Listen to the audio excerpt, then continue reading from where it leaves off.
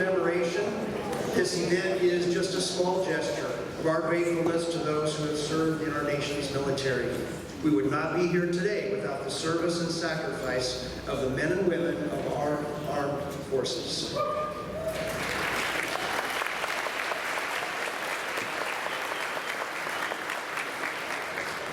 Let's pray.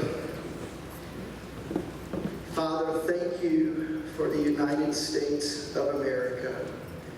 Thank you for our many, many blessings. Thank you for our freedoms and for our rights. Thank you for the privilege of being part of the greatest nation this side of heaven. Father, thank you for the men and women who currently serve in our armed forces. Thank you for the men and women who defend our borders and protect our freedoms. Thank you for the men and women who have served in decades and centuries past. Thank you that many of them are here with us today. Thank you for all of the servicemen and women who have given the ultimate sacrifice for us and for our nation. Father, thank you for today's celebration. We humbly ask that you bless and protect all of those currently serving, and give grace and strength to those families whose loved ones are serving abroad. Bring those men and women home safely to their spouses and their children. In Jesus' mighty name, amen.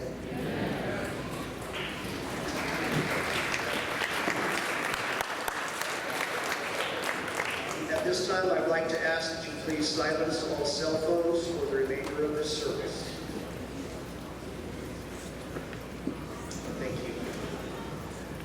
Would you please stand, if you are able, for the presentation of the colors and remain standing for our national anthem and the Pledge of Allegiance.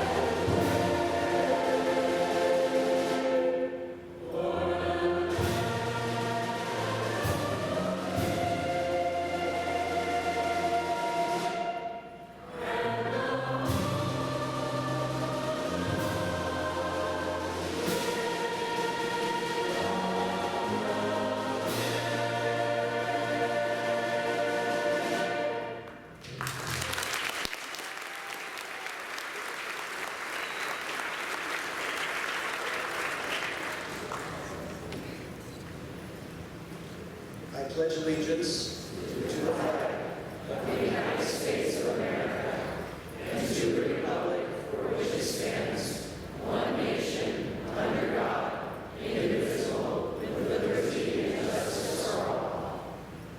Order, colors. Oath. Left, right. Forward, march.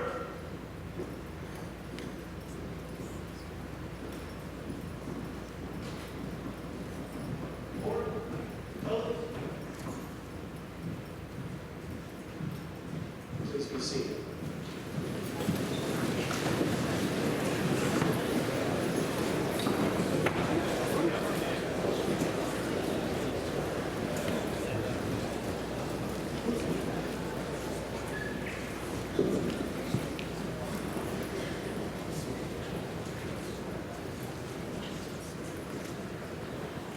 I don't remember if I said thank you. I remember seeing you in uniform at parades, at ceremonies, in the airport. You always looked so unafraid and heroic. I remember the way you would salute the flag with such precision. I waved at you one time. It was so long ago and I was so young, but I still remember you were marching in a parade and your gaze, it was so determined, straight ahead.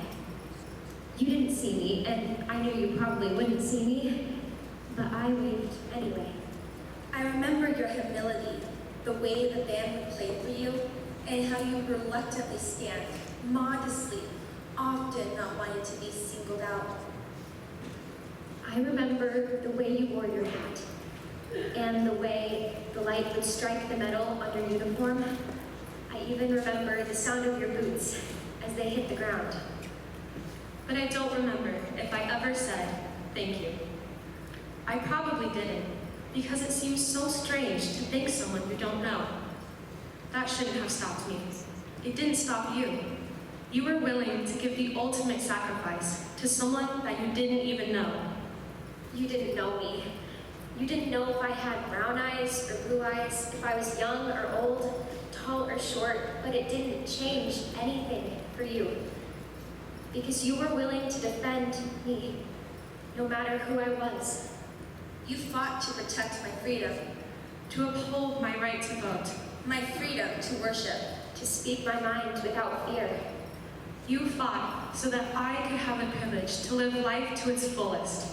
I'd like to think that we could be friends, maybe hold the same values and beliefs, hopes and dreams. But maybe we don't. You might not like me. I may choose different things to do, other ideas to follow, other things to pursue, but you fought for my right to disagree with you. Because you believed in something greater than yourself. Freedom. Freedom for all. Your sacrifice exemplifies the commands of Jesus. Your selfless acts mirrored the gospel. You deserve a hero's reward, but I don't know what that is, and I don't know how to give that to you. All I know is that your sacrifice has changed my life.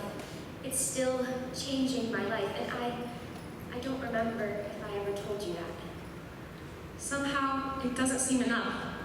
But I wanted to make sure that you know, that I know, this country, and my freedom would not exist without you. And I wanted to make sure that I said thank you. Thank you. Thank you.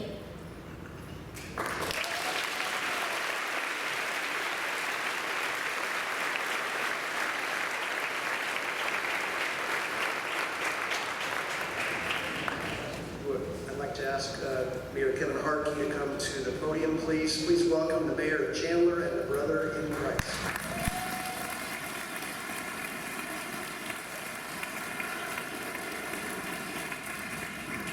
Well, good morning. It's a pleasure to be here with each and every one of you today. And I think by the council who is here, it is clear evidence that faith and belief in God still belong in government. Do I have an amen?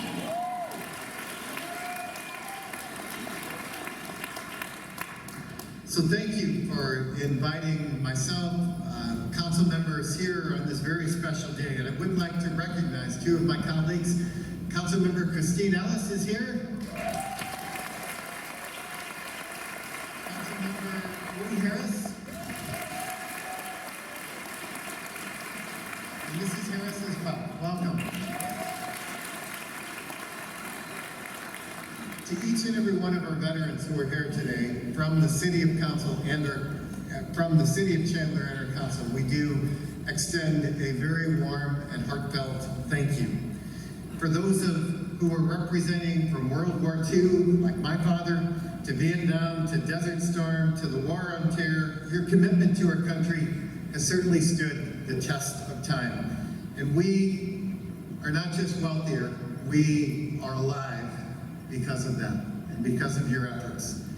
And since I am in a gymnasium full of school, I'm going to break rank from our earlier conversation. We've been honoring, just briefly, veterans since 1919, when President Wilson recognized what was then called Armistice Day, and in 1954, President Eisenhower changing the name to Veterans Day. And we will continue to celebrate our brave men and women who have served and who will continue to serve. And I thank you for making this a hallmark of what you do each and every year.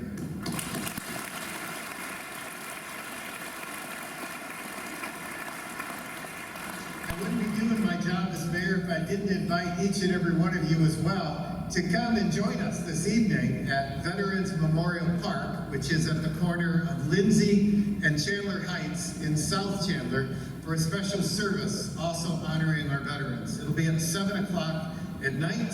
I hope to see many of you there as well. So once again, thank you for your service, your sacrifice, your patriotism, your dedication to preserving our freedoms and our way of life. And may God bless each and every one of you.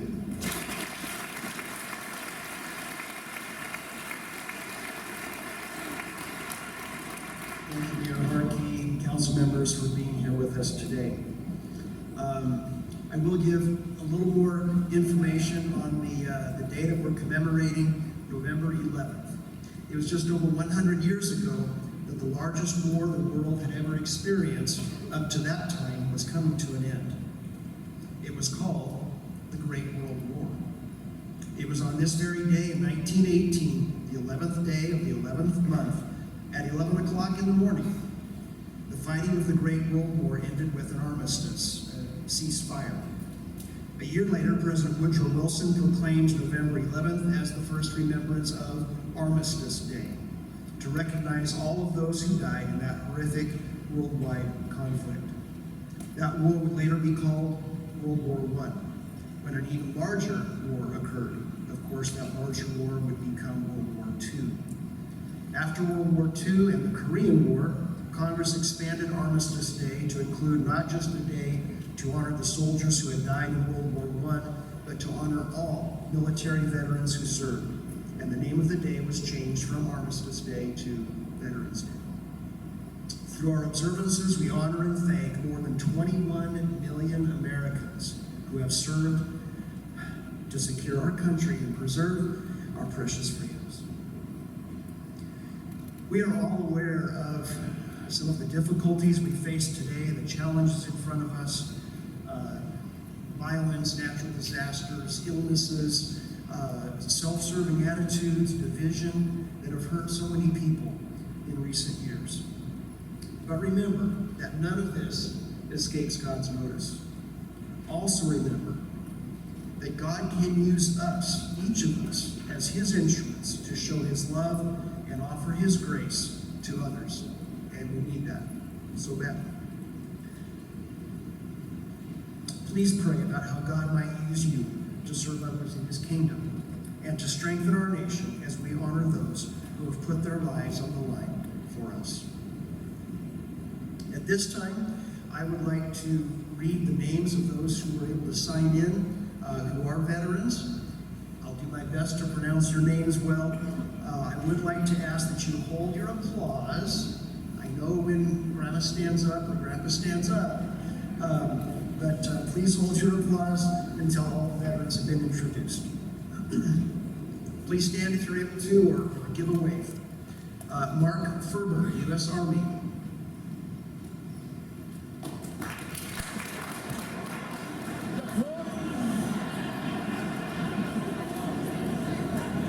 It's hard, I know. Carmen Santagata, U.S. Navy, retired.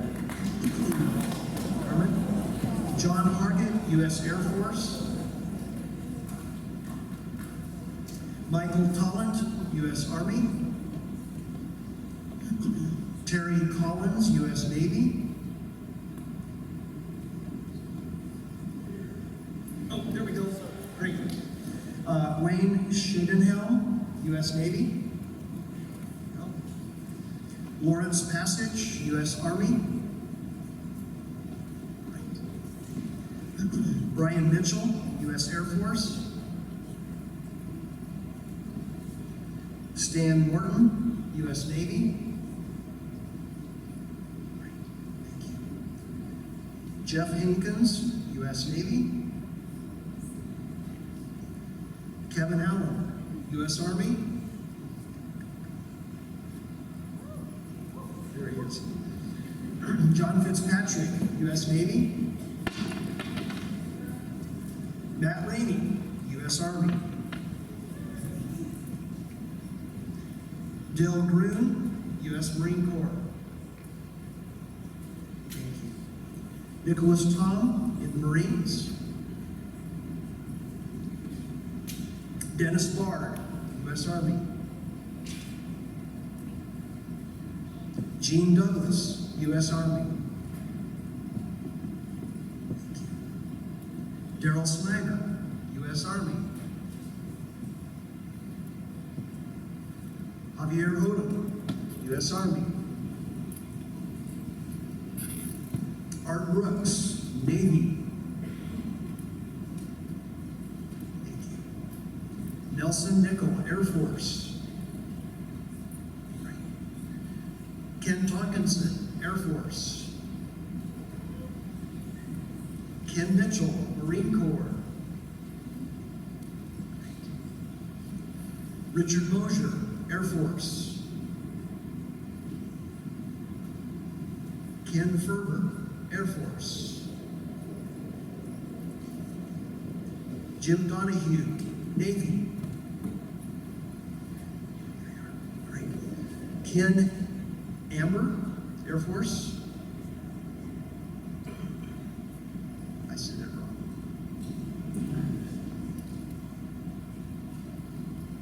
Ken, you want to help me out? It starts with an A. Okay.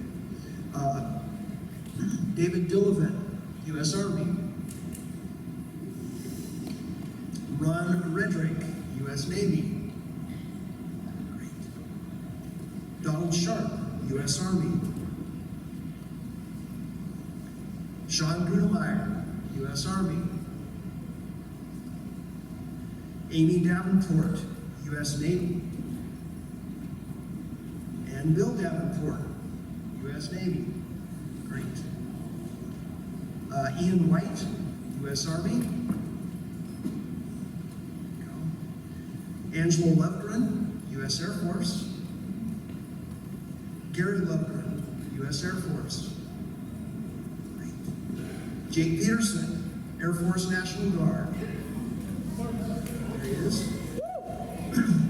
Danny, I believe it's Cloud, Coast Guard, U.S. Coast Guard.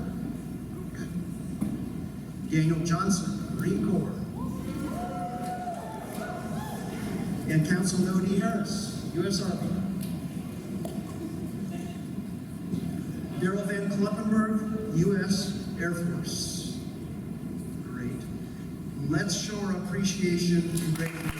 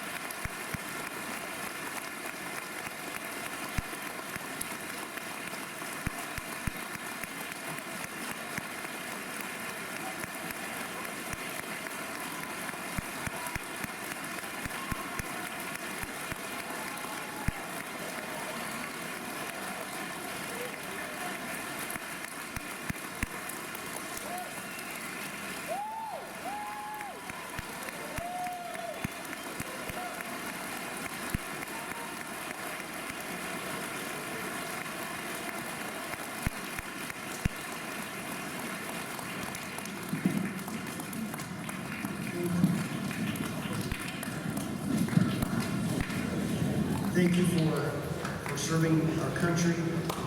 We also want to acknowledge your sacrifice. We know that you live daily with the experiences of your military service. So we say sincerely, thank you for serving our country and protecting our freedoms.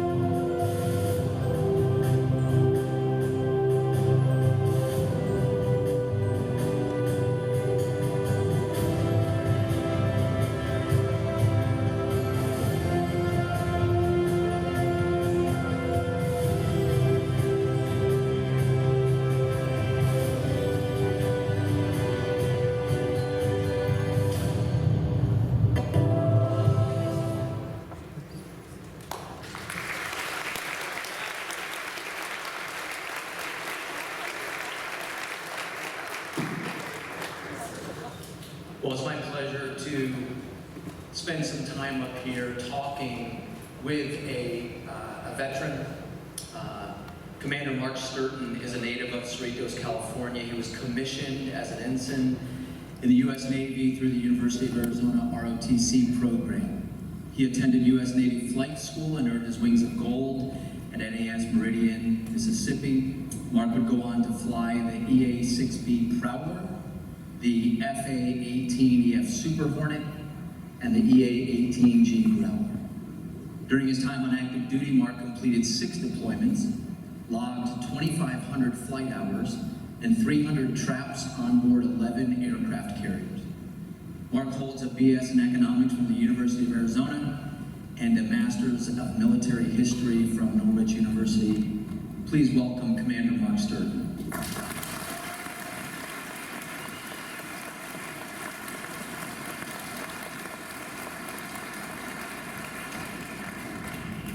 Commander, thank you so much for joining us today. Thanks for having me. It's a You pleasure to are- be here. This is incredible. Yeah, it's This is amazing. it's pretty unique. Can I start off just by asking all the veterans who stood up before, can you just stand up one more time? And I just want to say something and put some context on service.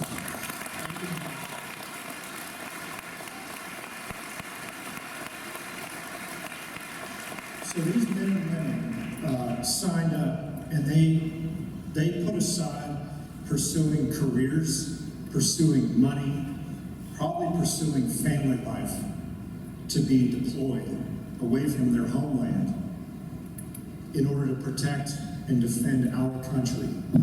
And when they came back, they probably came back with, mental struggles from their service, certainly physical battles that they probably have to this day.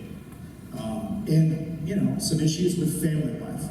And these men, myself included, these women are the lucky ones, because on Veterans Day we're celebrating the ones that are still here. So if you're lucky, you came back with some mental and physical problems and issues, with your family. So I just want to honor you guys and gals and say thank you, and just put some context into the service. A lot of people say thank you, and I appreciate that, but I just want everybody to understand what really goes into signing up and going and serving your country. So thank you all for your service.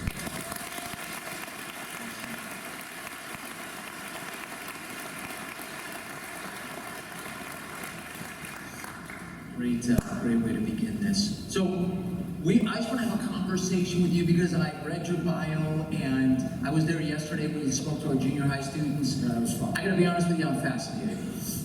Your career, your history. So let's just start with first things first. Your call sign is what? Well, there's children here, so probably, skip that one. Okay. You can ask me now. I'll ask you. The U.S. Navy gives you a call sign based on one of 3 things. You have an unfortunate last name. You have some personality characteristic that isn't flattering, or you break an airplane. So as a junior officer, as a young pilot, I broke an airplane, and that's how I got my call sign. Check with him after. You can ask me later. So good to have you here, Mark. I want to talk about maybe, in most interviews I do, we talk about from the very beginning all the way up to current, but I want to start with current and then work our way back, if that's okay. You're currently flying for Southwest. Correct. And you're also doing ministry at one of the churches here in the Valley. And so I want to talk about your faith in just a moment, but let's just talk about your why you're here. And yesterday, Mark spent time with our junior high students. One of the things I appreciate, Commander, is that you said it's an honor for you to be here because so many other men and women could be sitting where you're sitting. There's much more deserving men and women in the Valley that could be in this seat right now. In fact, probably in this room, there's men and women who are more deserving to be here. So I hope to, represent the veterans well and honor those men and women for their service, because I'm, quite frankly, the least of them. I appreciate your heart of humility. You fly fast. That's the goal. Yeah. Speed is I'm thinking when you're flying those Southwest 737s or whatever you're flying, is there a desire just to kick it up a notch because you flown F-18s, go a little bit faster. But God has you right now just flying commercial, and you're enjoying that, enjoying this stage of your life. Just a few years prior to that, though, you were in these. How fast does an F-18 go? Well, it's classified. Okay. Can we make some guesses? Over Mach 1. Good. Yeah. When did the desire start for you? Because I think when people see these pictures up here, and we're gonna, bear with me, we're gonna get to Top Gun in just a moment. There's some envy there. There's some, you know, if I'm a student athlete, I look at the best of the best. And so in your particular profession, the kind of planes you fly, the places you've been around the world, you are the best of the best. There is a process to get there. But now that you're there, or have been, you're in a position of authority, of envy. How do you stay humble when you sit in a machine that's going to fly at that fast of a speed? Well, I appreciate you saying that. I'm fleet average. So, I was honored to be surrounded by the guys that I was surrounded by, because there's really talented aviators in the Navy, especially carrier aviation. Anything with a tail hook on it, you're a good pilot.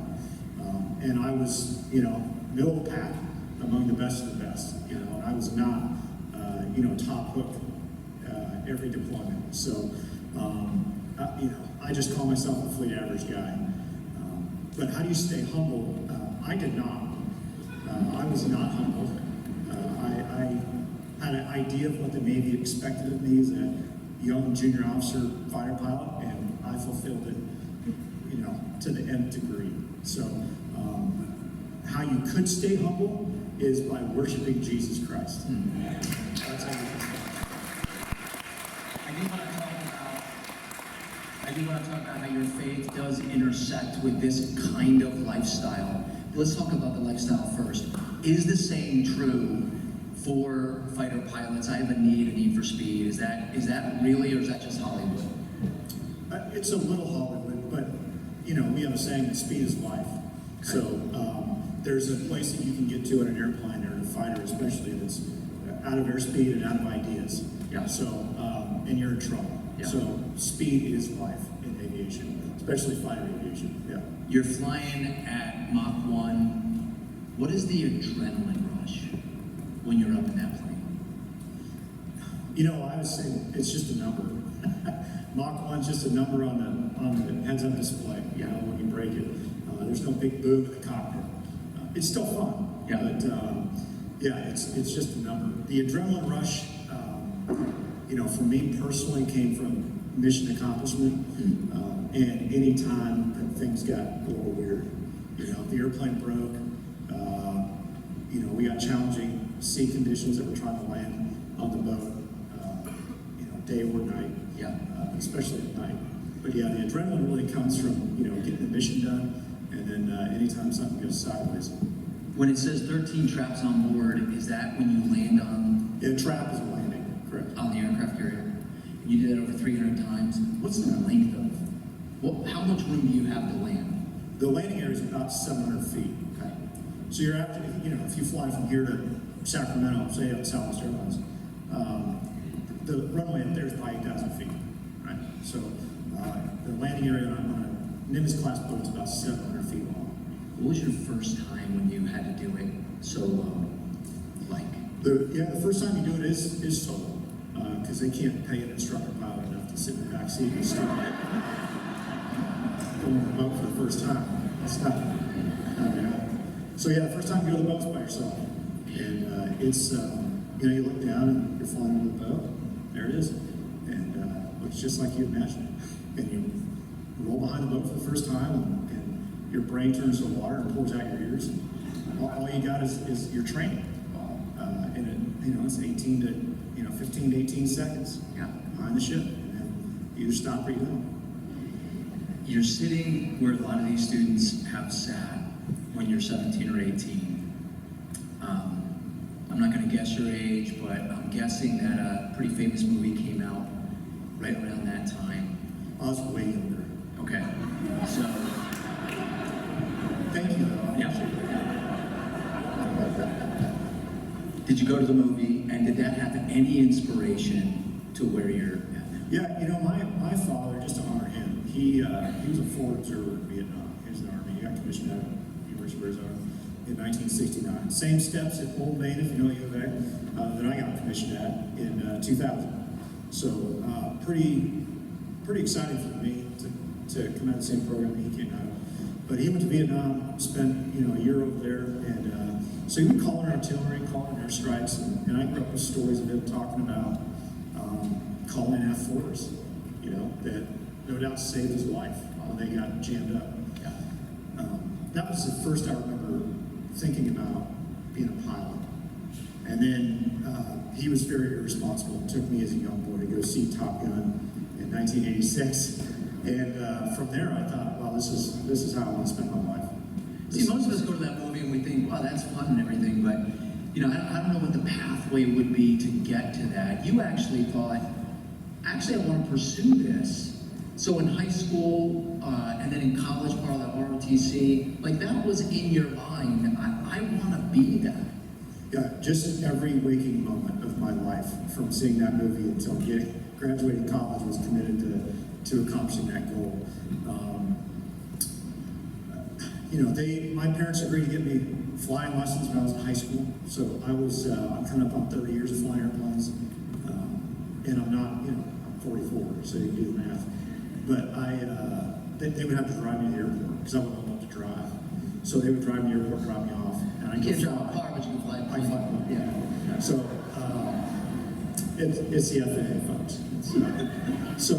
But I got my pilot's license in high school, and then I pursued college and ROTC and that whole route. Even though when you go through ROTC, it kind of funnels up. Not everyone gets to where. No. So what's the next step then you had to pursue after? Yes, getting into college, getting an ROTC program, and then doing well there. So ROTC requires you to take all your full load of college classes, in addition to your military training. And then they rack and stack you at the end, right? Who's one, who's two, who's three. And back when I was in college, eyesight was a commodity. So I didn't have to have a 4.0 GPA because I could see. All the other guys who couldn't see were stuck driving ships. And they were smarter than me and faster than me, and like I said, fleet average, man, right down the middle. So, because I can pass on my test, and flight physical is a pretty big deal. So when I passed the flight physical, I knew I had a good shot at getting a pilot slot. Now you didn't go to Miramar, but you went somewhere similar. Yeah, we lost Miramar a long time ago. Okay. 91 to be specific. For any of the people out there, it might remember what happened that year, but yeah, Miramar turned into Marine Corps Air Station. Okay. But yeah, once I graduated college, I went off to fly school to Pensacola, Florida. Okay. Is where everybody starts. Yeah. You spent time there. When did you realize this is it? This is what I want to do for the rest of my life? My plan was to stay in for 20 years and get out, teach high school history, and coach baseball. That was my plan growing up. And then things changed. God changed the course of my life. And I did about 11 years on active duty, and I got out. The 9/11 changed everything. I was commissioned in a pre-9/11 Navy, mostly peacetime. We weren't doing a whole lot, standard deployments. And I was flying only in 9/11, and that changed my entire career and many of yours. We just got out. We just ended that last year. And so it was 20 years of global war on terror. And you mentioned I made 6 deployments. And, I made a lot of, I moved 10 times in 12 years. Military man. Not counting, all the time on the boat, not counting all the time training in El Centro, training, in Guam, wherever it happened to be. Yeah. And I was tired.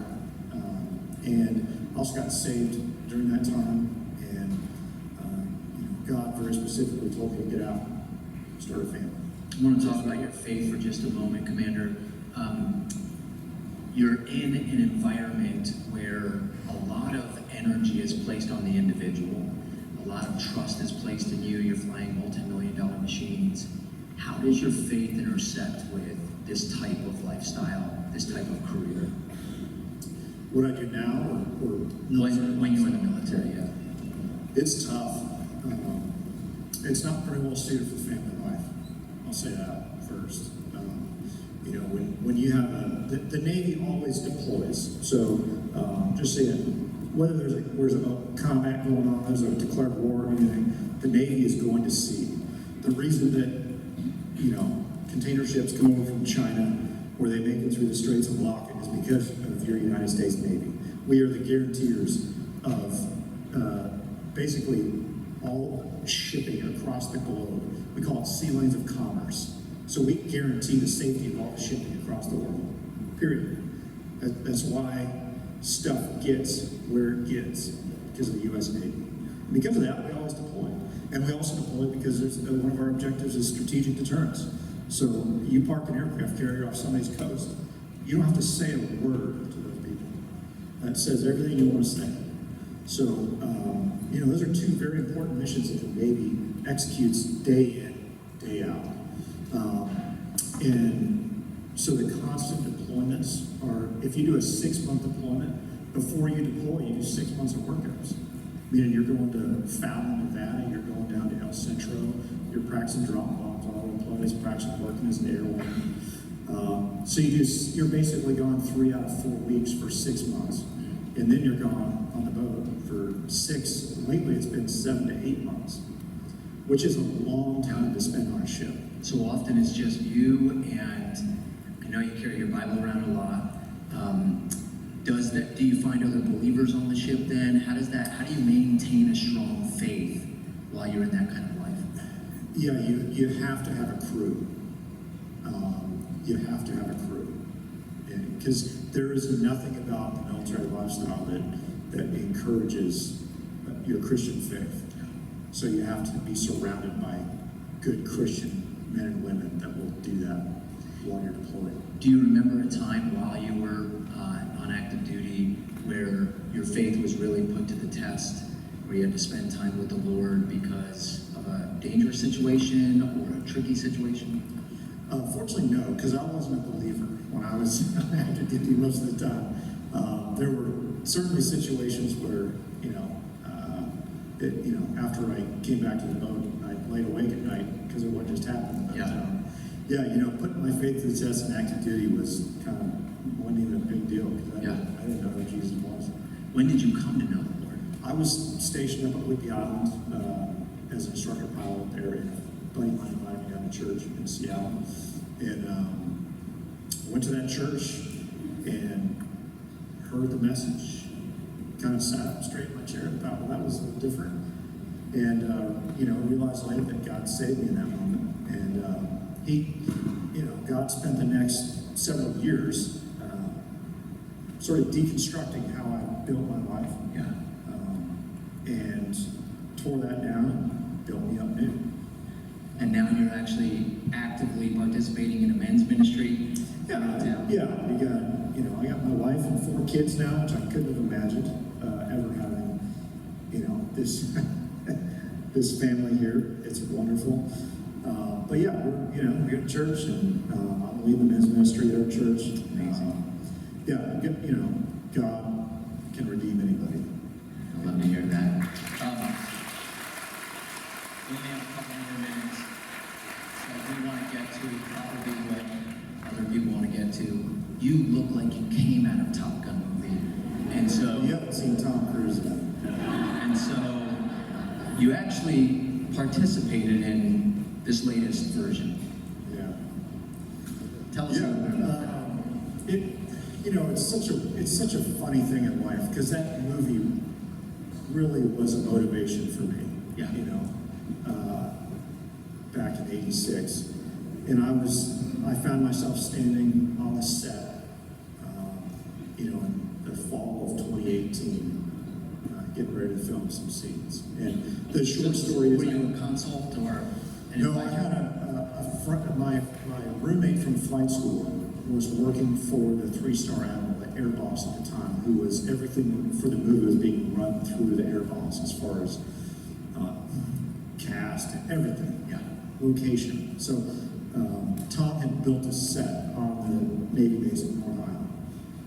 And he did that because he wanted to use real Navy guys as background for all of the bar scenes that they were going to film. Yeah. And It's funny that you're close enough to call him Tom. I like that. yeah, Yeah. Yeah. that's what we call him, Tom.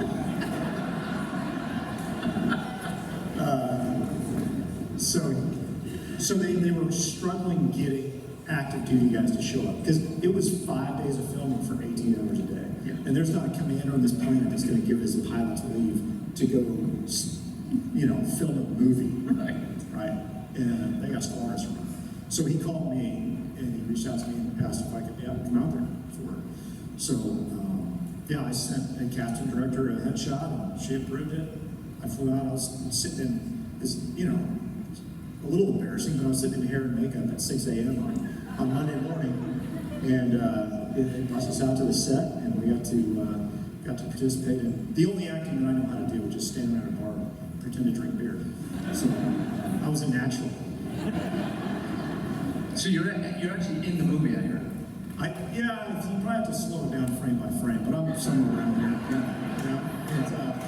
There were a few scenes that we filmed, and it was, the guys. It was funny because I told the story of the middle school kids yesterday, and I had these two girls come up to me and asked me if Glenn Powell was a nice guy. That's all they wanted to know, right? Yeah, Glenn Powell was a nice guy. The stories you must have, and I'm sure that our students and our other audience members can talk to you afterwards. Final question, Commander. When you look out and see 500 students out there, some of them are thinking, I do have a need for speed. I do want to, have all the glory and fame. And then others may be thinking, I just want to, Lord, where are you taking me on this journey? Because our military needs strong Christian men and women to serve in the military. What advice, what wisdom, what practical steps can you offer our student body? Well, I can promise you, I could I could give you a really good recruiting pitch and put up a video and probably get most of you to sign, a commitment letter tomorrow. And that's not what I'm here to do. The videos you see, YouTube, whatever's out there, it's cool. I'm not going to lie to you about that either. It's awesome. There's getting shot off the front end of the boat, 0 to 150 in 2 seconds is, it's fun. It'll wake you up. But you also got to come back and land. And if it's dark, that sucks. So the flying part of what I did in my career was second to none, and I'm really honored to have had the opportunity. I had a great career, and it wasn't anything that I did. I just showed up. But that being said, whether you serve or not, and we're just on the, we're in election month right now. We're still in results out. So, coming off an election, a lot of focus is on politicians. And thank God we have Christian politicians that show up to events like this and live their lives as Christians. We need them now more than ever.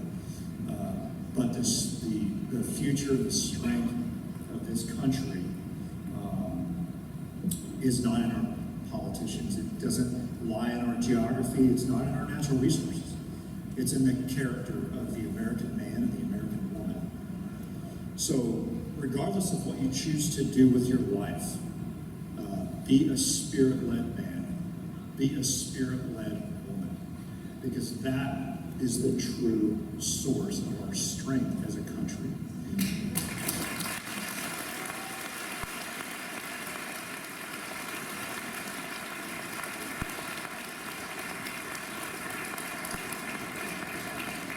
Mayor, I know that so many other men and women can be in your seat, but God chose you to be here for this day and time. We can't thank you enough for your service to our country and for your faith in Jesus Christ. Well, thanks for having me. I really appreciate it. Commander Mark Sturton.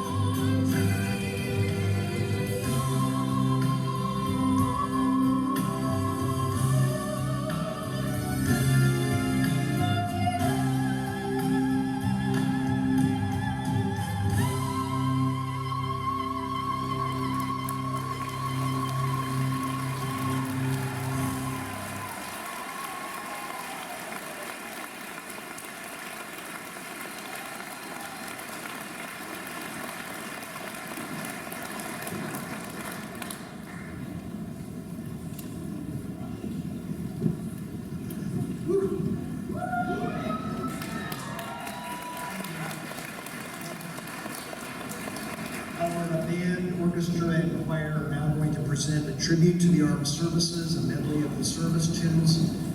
Veterans that are here, if you are able to stand or wave, maybe face the students when you hear your song sung, and I'll help you out with a little bit of calling out.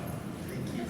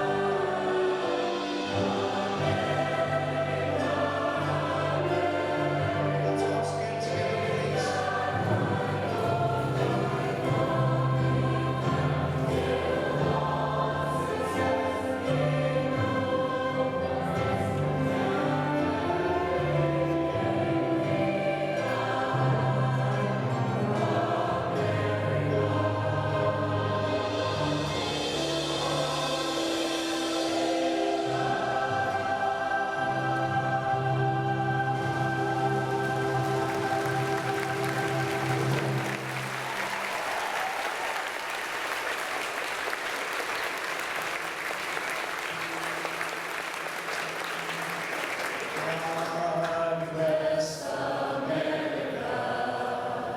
Land that I love, stand beside her and guide her through the night with the light from above, from the mountains to the prairies, to the oceans, wide with hope. God bless America, my home, sweet home. God bless America, my home, sweet home.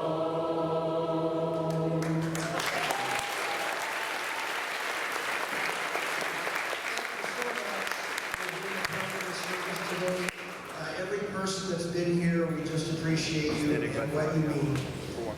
We'd like to ask if you want to take a picture. We're going to have a photo opportunity booth type thing set up in the north part of the gym. Greet one another as you go. Have an awesome day. Thank you.